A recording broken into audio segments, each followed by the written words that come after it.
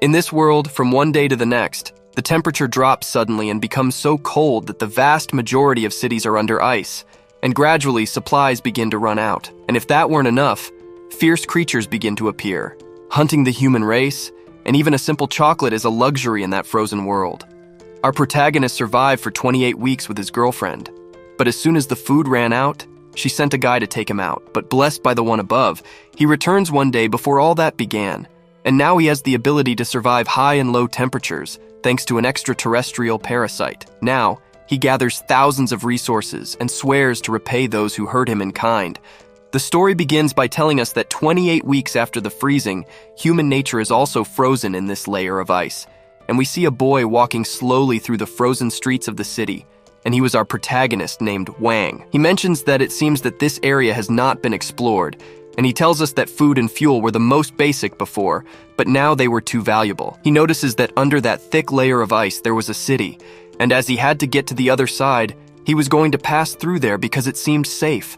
But suddenly, a strong earthquake occurs, causing the ice layer to begin to crack. Our protagonist's only thought at that moment is as if God were telling him that human civilization is as fragile as that thin layer of ice that cannot withstand even a single blow. Finally, the ground opens, and our protagonist is about to fall into the void, and he was aware that if he did, he would go with Jesus Tito. Wang obviously was not going to accept that, and like a warrior, he tries to hold on as best he can with his pickaxe.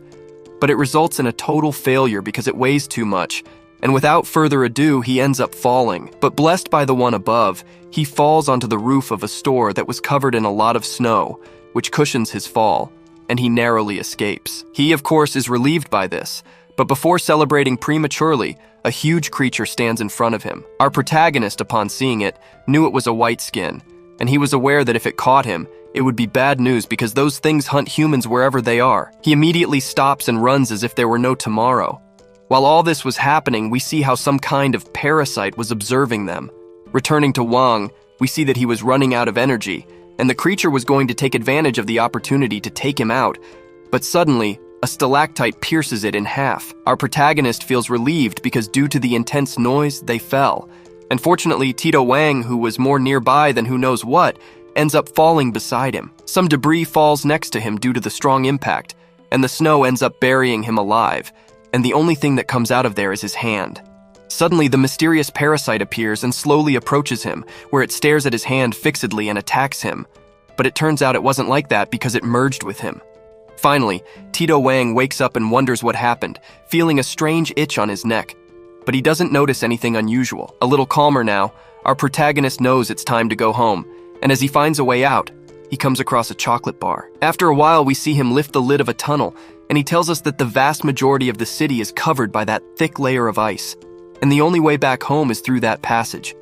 And he wonders how long that will last. Finally, he arrives at his building and sees a bunch of people camping outside, knowing that supplies are already scarce, and he can't imagine what those people will do when that happens. Wang realizes that those guys don't seem to be patrolling, so he should hurry to get home, and as soon as he arrives at his apartment, he knocks on the door, and a blonde girl ends up opening it. She immediately hugs him warmly upon seeing him, and with a smile, she mentions that she's happy he's returned safely, and curiously asks him if he missed her. Tito Wang. Flushed, he tells her that of course he quickly closes the door and asks her not to forget to lock it when she's gone. She tells him it's okay. He mentions that he brought her that little gift, the girl named Liang. Upon seeing it, she is surprised because it's chocolate. She gives him a kiss on the cheek and tells him he's the best while Wang prepares the fireplace. Li asks him if it's just one. He says yes and that he almost went with Jesus to get it. She doesn't believe that story because she noticed her backpack was full. Later, we see that Wang is worried because it's been days since they found decent food, and the only thing they have is that bag of seeds. It seems that what they planted isn't going well, and if they eat the seeds, they won't have any to plant later. If only this monster meat wasn't poisoned, people wouldn't have to go hungry, but at least its fat is good fuel, and they won't freeze to death. Wang realizes that today is Valentine's Day, where he prays because he forgot it, and he tells Leon that he regrets it, but he notices that she's nowhere to be found. Suddenly, someone knocks on the door, and he knew it was her because it sounded like the code they invented. Without further ado, he goes to open it, but as he does, he receives a bat to the face that sends him flying to the ground, and it turns out that the one who did it was a guy named Lon, who was with Yang. Tito Wang, upon seeing her, yells at her why she betrayed him. She yells back at him, asking how he has the nerve to ask, and if he thinks he can deceive her with a piece of chocolate. She doesn't believe he hides the food because she saw his backpack full, and how is it possible that he lies to his girlfriend? She doesn't mention to our protagonist that as a man she feels sorry for him, so she'll give him advice. And it's that this isn't a civilized society, it's really the law of the jungle, and that there are only two options for the weak, to depend on the strong or to be devoured by them. With a smirk, she asks him to hand over all his food. Our furious protagonist yells at her that she doesn't know what she's talking about, that he only has a bag of seeds. Lon gets annoyed because he didn't cooperate, so he starts using him as his personalized punching bag. And his buddies also have fun doing it. After a while, our protagonist was about to leave with St. Peter.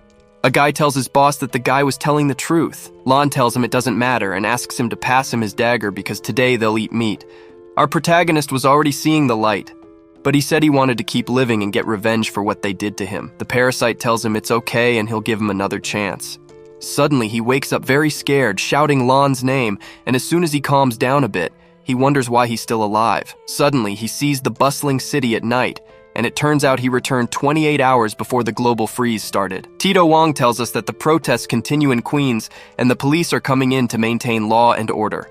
On the other hand, the magnates are having fun in their clubs, and the gangsters of Brooklyn are making deals in the lower neighborhoods, and no one in the city realizes what is about to happen, except for him. Our protagonist realizes that auroras borealis started to appear, and they were the omen of the global freeze. Suddenly, he receives a call from Yang and remembers what she did to him. But in this life, he wasn't going to be so foolish as to fall again, but anyway, he answers and asks her what she wants. She asks him to lend her some money because her credit card is maxed out. Tito Wang doesn't pay attention to her, and all he mentions is that they're done and not to call him again. And without further ado, he hangs up because he has more important things to do. In the second chance, he had to prepare well because in the next 28 hours, the temperature would gradually decrease. And when that happens, people will know there's a problem, and the situation will become chaotic. So he has an hour to gather provisions and some things to protect himself, like a weapon. After a while, our protagonist, he already gathered some and returns home to store them when suddenly a guy tells his police boss that that guy looks very suspicious. The chubby one agrees and asks our protagonist not to move and to put his hands up immediately. Tito Wang knew he messed up by cutting through a dangerous neighborhood, and they mistook him for a thief. The old man asks what he's holding in his hand, and Wang says it's just his phone. He was aware he didn't have time to waste, so he was going to cooperate. The rookie guy shouts at him to take out what he has in the backpack. Our protagonist tells him it's okay, and asks them not to get nervous because he's just an office worker and starts taking out slowly what he had. The kid gets scared and thinks he's armed and without hesitation opens fire. Tito Wang knew he was screwed, and his second chance was going to end like this. But he wasn't going to accept it, where he gets upset, and his eye starts to change. And because of that, his body mutates and everything slows down. Wang is shocked by such madness and realizes how close the bullet is, but he dodges it by a hair and notices that the idiot got scared and shot more. So he was going to teach him a lesson because he didn't have time to waste. We see that he punches Refu in the face, but as time returns to normal, he sends him flying through the air. His boss, scared shitless, yells at him, asking what the hell our protagonist is. Wang mentions he doesn't know either, and without further ado, leaves. The chubby one reports that there's a fallen officer, and a suspect has fled with a gun. Our protagonist uses his superpower and quickly returns home. There he calms down, but he was aware that what just happened was complete madness. And how is it possible that he did that? And we see that he stole the officer's gun. And he mentions that he will try again where he stands in front of a mirror and opens fire and activates his eye again. And that causes everything to slow down. And without any problem, he takes the bullet in his hands and is aware that he has superpowers and sees that there is a lot of white frost on his clothes. And he knows that must be because of the high speed, and it's like he's a supersonic plane, where he is happy because not only did he travel in time, but he became stronger. Suddenly, he hears the doorbell ring, and as soon as he opens it, it's the landlady who was an old lady named Fun. She curiously asks if that was a gunshot. Our nervous protagonist tells her that it was just his television. She's relieved to hear it because lately there have been many robberies, and without further ado, she says goodbye and goes to her room next door. Tito Wang knows that the supplies he has are very few, so he must go to a supermarket to get more. A few minutes later, we see security cameras recording him, but suddenly he disappears in an instant. We see the cashier was acting completely normal, and suddenly the cash register spits out a long receipt, She sees it and notices that someone just bought everything, and at the end, it apologized and advised her to go home. Suddenly, some thieves enter the establishment. The waifu starts praying because lately she's had bad luck. The angry thieves shout at her to give them all the money. We see outside the ground was freezing and suddenly the windows break and a horrible creature enters the store. The scared rats immediately open fire, but that only tickles the monster, and it grabs the guy with green hair by the head and takes his face as a trophy. The trembling waifu hides where she can't be seen and records live what was happening. Changing the scene, we see some officers watching the stream and are shocked by such madness, but a man named Kion tells his friend it must be fake. Suddenly, they hear an alarm where they asked all citizens to pay attention, and it's because an unexplained cold wave is occurring. So they ask them to keep doors and windows closed and not to go out for anything. Returning to our protagonist, we see he was closing the windows completely with boards like a carpenter, avoiding the cold. Meanwhile, we see that Lan's men were beating up a guy with teary eyes. He mentions that he doesn't know anything.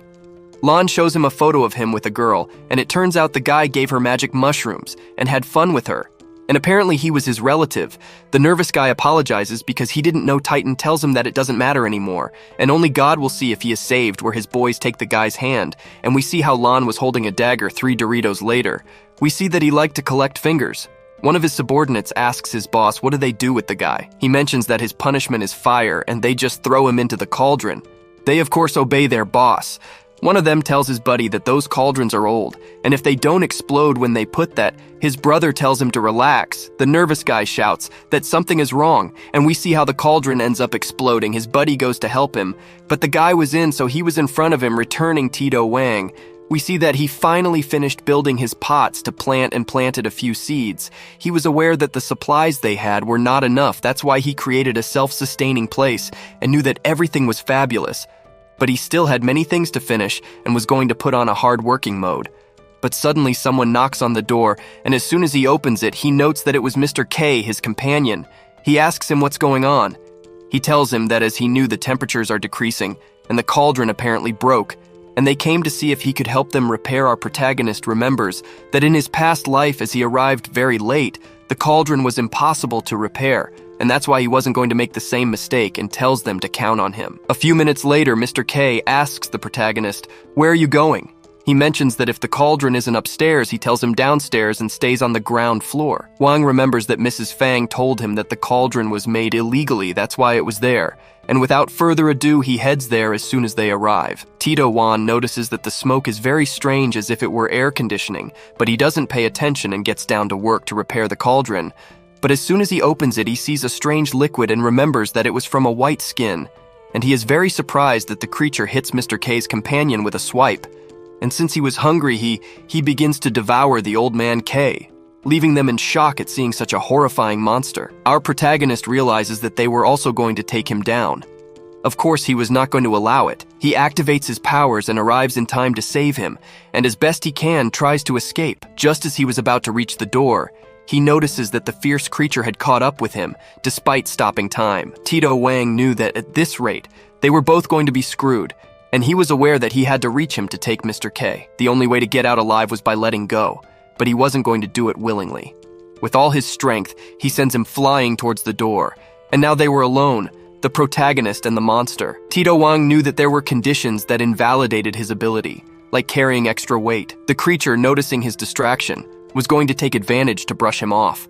Once he was ready, he sends him flying, and due to such destructive power, the creature is taken down. Tito Wang screams that it seems like the old prey became the hunter, and he knows that his attack was effective as long as the target had energy. He could accelerate it. Even a small seed would be a weapon for him. Suddenly, blue liquid starts coming out of his eye. Wang wonders what the hell is happening, and gradually, that liquid increases beside him, and as he expelled so much, he ends up fainting. With his last strength, he notices how Mr. K comes to help him. After a while, he opens his eyes a bit again and hears a woman mentioning that they couldn't take him to the hospital because it was too cold outside. Mr. K yells at the others to close the doors. The old fan who had arrived orders him to immediately look for Dr. Chow. After a while, he notices that he's in some sort of operating room.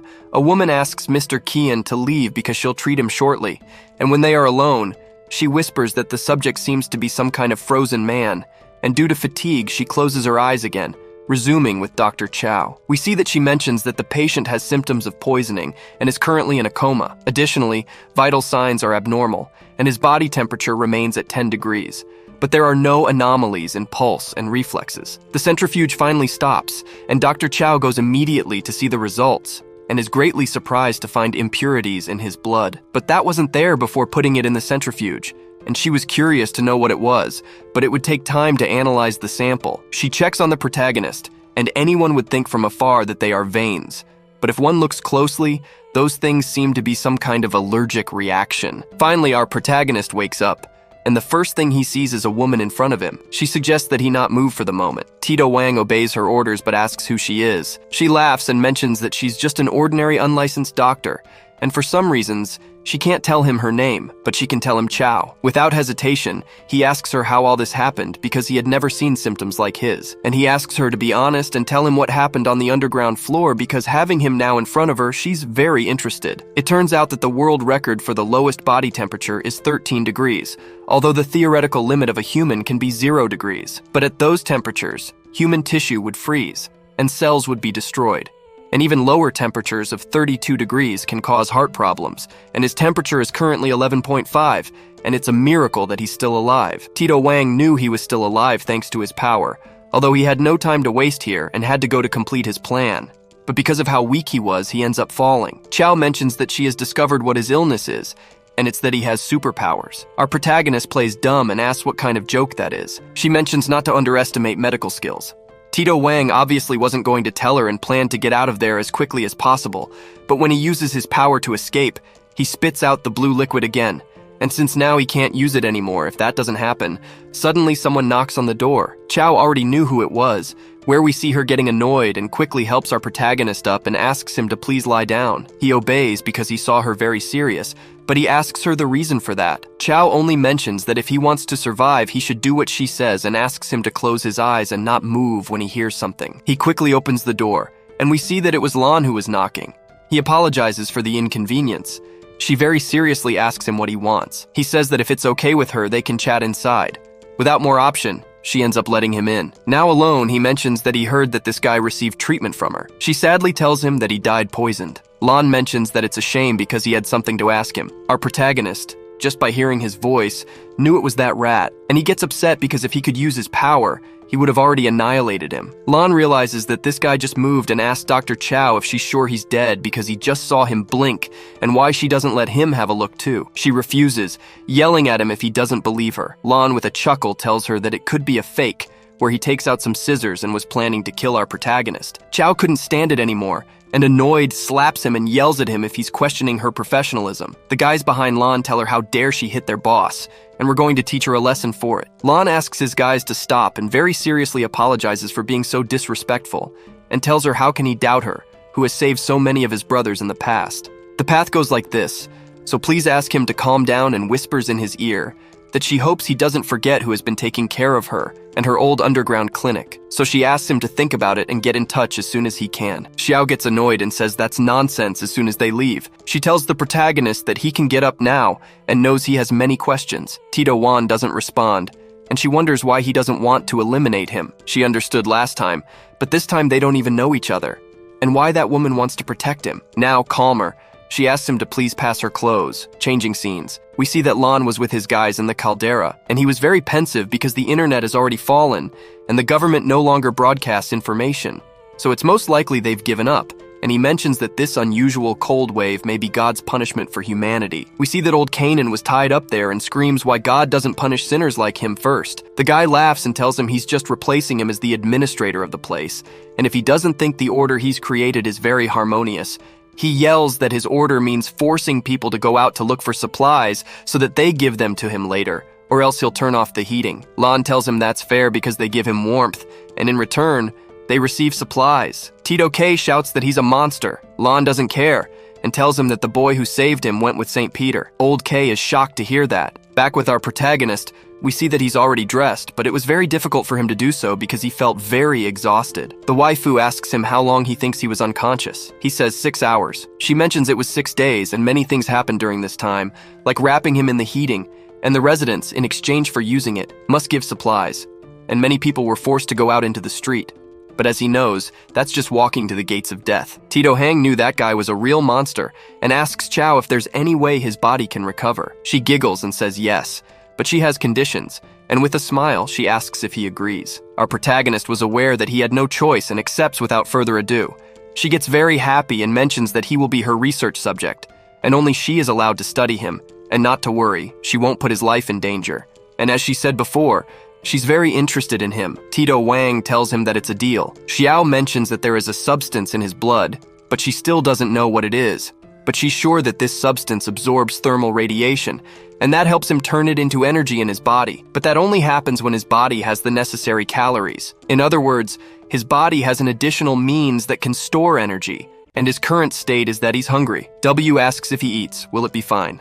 She says yes, but his body demands a lot of calories, and she doesn't have so much food to give him. Our protagonist plays dumb and tells her not to worry. He'll manage after a while. We see that he was going to go to his apartment, but he had to be careful not to be caught by Lan's subordinates because he didn't have the strength to defend himself. He finally manages to get into his house, but he realizes that all his supplies are frozen, and he knew those guys cut off the heating, but that didn't matter now. And he gets the food with the most calories, and it was a box full of chocolate bars. And holding one brought back very bad memories, but he eats it anyway, but notices that one is not enough, not two, not three, and so it goes on for a while eating chocolate, and he can't even control himself anymore. Suddenly the guys enter his house and notice that it was full of supplies. Our protagonist stands up, and the little rats are scared to death because he appeared out of nowhere. Changing scenes, Chow realizes that the analysis is ready, and as soon as she sees the results, she is surprised because if he eats too much, he will lose it. Control, and that was already happening, my king.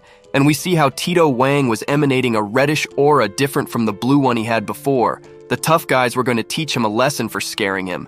Our protagonist is preparing his fists because it's time to put them into action. 72 hours ago, we see that the waifu was in the underground floor and noticed a huge blue puddle, and like some kind of rare component where she puts it in a bag to analyze it later. And she sees a camera in the background. And if she wanted to know the truth, the only way was to go to the security room. And all that seemed very interesting to her. As she walked to her clinic, she heard someone asking all the building residents to distribute their supplies well, because from now on, everyone has to pay him in food to have heating. A man tells his friend that that's not Mr. Kian's voice, and wondered where he had gone, and it turns out the rats had taken care of him and took him to the boilers, as we all knew. Lan tells everyone that to show the seriousness of the situation, he will make a small demonstration where he cuts off the heating and orders everyone to bring him a sample of respect. Returning to the present, we see that our protagonist was a little crazy because he was talking to himself, and his other self asks him if he hated Alon. Just hearing that name makes him go crazy. And we see him grabbing one of the guys by the neck, and while he had him like that, he imagined he was Lan, and that puts him in a very bad mood, and irate, he sends him flying with a simple slap, and our protagonist was so strong that he managed to make him fall from the building. Some people are going to try to help him, but seeing him, they are shocked because that reddish aura had burned him, and they wonder what happened because he fell from the 4th floor. Coming back to his friend, we see that he was scared to death and wonders if he was a monster. And what was that strange aura, and he was aware that he had no chance at all to win. But he was going to fight anyway, and he charges fiercely with all our protagonist who had overeaten had lost control. So he hallucinates with Nan, and we see him easily dodge the rat's blow, and like a dog, he challenges him to come again. The guy doesn't give up and pulls out his forbidden steps, but they don't help him at all. Because Tito Wang was broken and tired of playing with that fool, he was going to take him down once and for all, and he lunges fiercely towards the fake Lan, and with his simple hand he destroys him. Suddenly, Lian appears calling him, and she had a gun in her hands, and without hesitation she opens fire. He realizes he had a dart in his abdomen, and it turns out it wasn't Yang, but Chow. She asks him not to worry, that it's just an insulin injection. Our protagonist suddenly feels very tired, and ends up fainting again. The waifu quickly takes him in her arms, and seeing behind her, she is shocked because that boy had a lot of supplies and plants at his house. Changing scenes, they tell us that the catalyst of human evil has always been hunger and war. But with the development of agricultural technology, human society is gradually becoming more stable. But despite all that, hunger never goes away, and in this, there are exceptions to everything, and it's that this guy had a crop for himself. We see Chow leaning him against the wall, knowing it's embarrassing if he faints again, and he does have power. And as she waited for him to wake up, she carefully looked at his crops and, a little hungry, took a bite of a tomato and was fascinated because they were delicious, and all that would be enough for the whole building. Changing scenes, we see that a couple went exploring for supplies. The girl's stomach starts growling. Her husband, who heard that, asks if she can hold on. She says yes, but seeing her, he knows she's very hungry. He asks her to wait a moment because he has a chocolate bar somewhere, so he starts searching everywhere to find it and give it to his wife. She asks him to calm down and mentions if he doesn't remember that they gave it to their daughter in the morning. He apologizes with a smile because he had forgotten and promises her that he will find plenty of food for her and their daughter. Suddenly, a monster grabs him in an instant. His wife watches as the huge creature takes him in its hands and eats him in front of her as if he were a simple insect.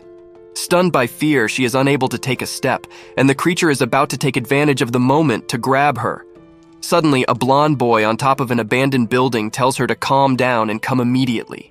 Here the girl comes to her senses and runs there as best she can, but the creature keeps following her because it won't allow its prey to escape. It lunges at her to catch her, but it fails narrowly. And due to its incredible strength, it lifts a heap of snow that sends the woman flying and ends up lying on the ground.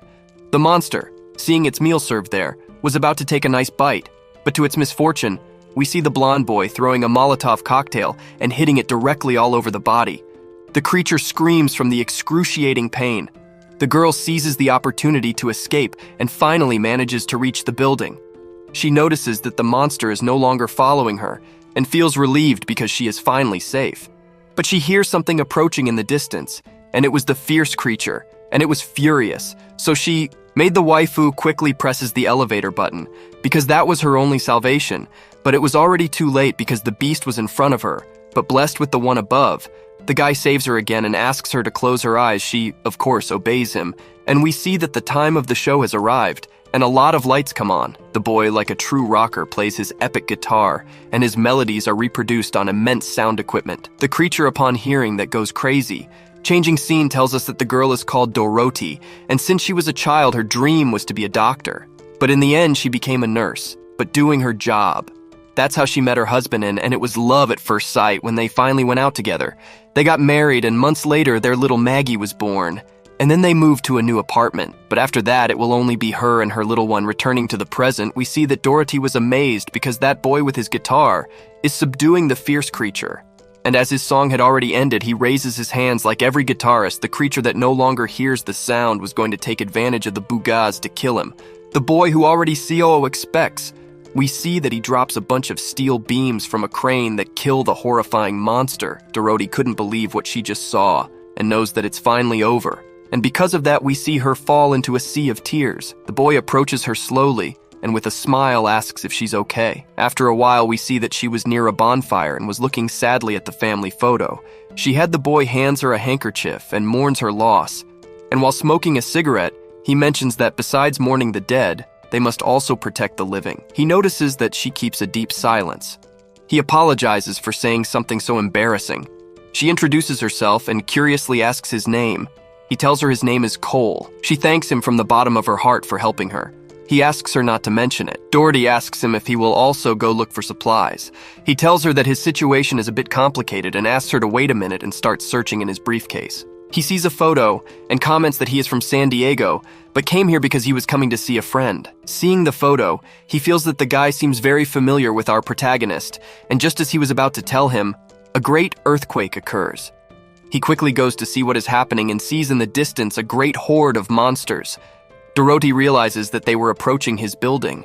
Returning to Tito Wang, we see that he finally wakes up and comes across the huge plot of dock. He naturally gets very nervous seeing it and asks her what the situation is. With a little laugh, she mentions to him that it's just a safety measure for him. Wang knew that it wasn't a safety measure but a collar. Seeing him scared, she asks him not to worry. Our protagonist, annoyed at being tied up, tells her that the condition of their agreement was that he was her research subject, not her slave. She tells him he's right, and that's why that collar is a special tracking tool, and it reminds her of the things she told him about his body. She told him that it can help him absorb and store heat, and from the current situation, it seems that he has more than just this feature. When his sugar level gets too high, another state is activated, and this collar will change from blue to red when his sugar level is too high. Tito Wang. I didn't understand a thing and asked what the hell was going on, curious. I asked if he remembered what happened 20 minutes ago. Our protagonist tries to remember, but it doesn't work at all. The doctor tells him not to worry, and it doesn't matter if he doesn't remember. That's why she's here to see what's going on, and after all, that's part of her investigation. Wang Ge acknowledges that he always feels trapped by that woman, but he's going to tolerate it, because he also wants to know what's happening. We see Xiao press a key on her keyboard, and Wang's chair starts moving, noticing that he had a bag with 25% glucose next to him. Xiao is